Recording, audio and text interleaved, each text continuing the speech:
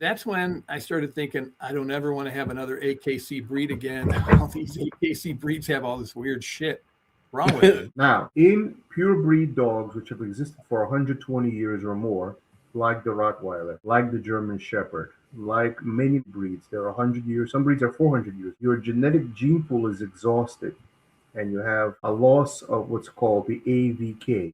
Now, there are three scales: 85% to 95%, healthy gene pool; 75% to 85%, still healthy, but time to be concerned; and below 60%, time to be worried that you're running out of complete copies of the gene. Let's say you have a carrier of a disease. Let's say you're a collie owner, English collie, Lassie, and you have MDR1, which is a disease in collie. All of a sudden, that dog goes for anesthesia, and the act of just giving it anesthesia makes the dog die on the operating table. Or you give the dog ivermectin, which is a dewormer, very safe for centuries, and the dog dies because it got ivermectin. It's drug resistant, and so no matter what drug you give it, there's a chance the dog will die.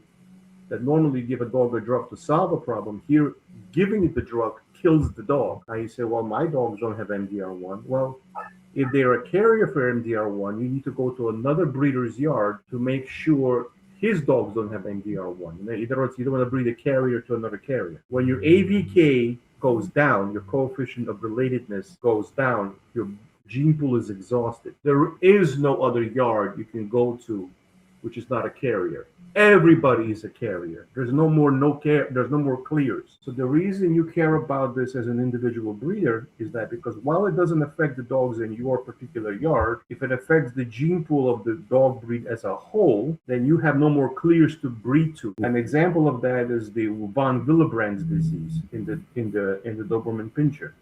They're at the point now that there are a couple of clears still left, but very soon, unless they outcross to the Rottweiler or to the French Besseron, two of the founding breeds which made the breed, they're going to run out of genetic diversity. You're like, hey, man, I need some ideas. So I started thinking about my experience. And the first breed I really got into as a kid, and up until in my 30s, I was into Dobermans. And I knew they had cardiomyopathy was a big thing. I knew people whose dogs fell over dead just running in the park, and they didn't even know the dog was sick. And I hadn't, Von Willebrand was around, of course, back then, but I never seen anybody with it. But I get this dog. I bought a house in 1988, and I thought, oh, finally, I get my own dog.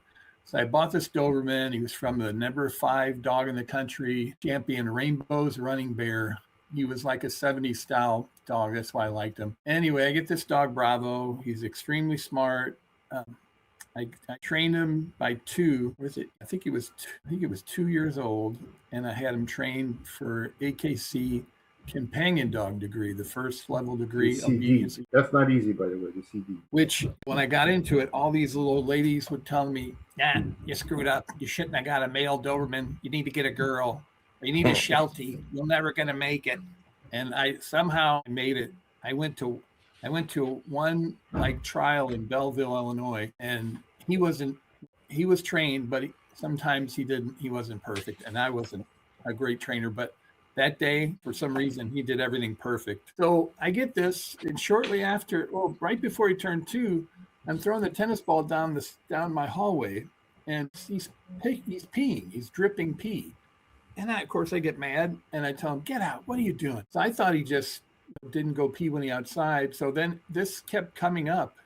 And so finally I took him to a vet. The vet said, "Oh, it's submissive urinating." And I said, "Well, I know what that is. He's not submissive urinating. He doesn't even know he's peeing." And so I finally went to this lady, Cherry Hills Veterinary Clinic, like 40, almost 35, 38 years ago. And she did all these tests, and she said, "I'm sorry to tell you, but your dog has diabetes insipidus." What? She said, "There's medicine for it." And this is, I think it was like 1986 or something like that. It was like $300 a month, which I could rent a 2-bedroom apartment for $350 back then. In 1986, I remember you could buy groceries for a family of 4 for $150 and a brand new Nissan Sentra. Y'all was probably wearing Kangos. Y'all were wearing them kangaroos back then with the little kangaroo on the back. A brand new car was $5,000. A Ford Taurus was $12,000. Really? Brand new. Cadillac was Right. like 18 grand. But Cadillac was 18 This- grand. so- And that was like the most expensive car you could buy. So I got the medicine and it didn't do any good anyway. And so she's like, we have to put him down. He's going to have kidney failure. I said, put him down. He's a young dog and he looks fine. He just pees. I have to confine him to a crate. And so he lived a year, but like if it rained, he'd dig a hole and drink. He would drink so much water, his stomach would fill up. So anyway, long story short, at 3 years of age, I had to take this dog in. I put so much time in. We loved him. And I was, at that point, I was a pet owner. I wasn't a dog breeder. And it mentally fucked me up in the head. And that's when I started thinking, I don't ever want to have another AKC breed again. All these AKC breeds have all this weird shit wrong with it.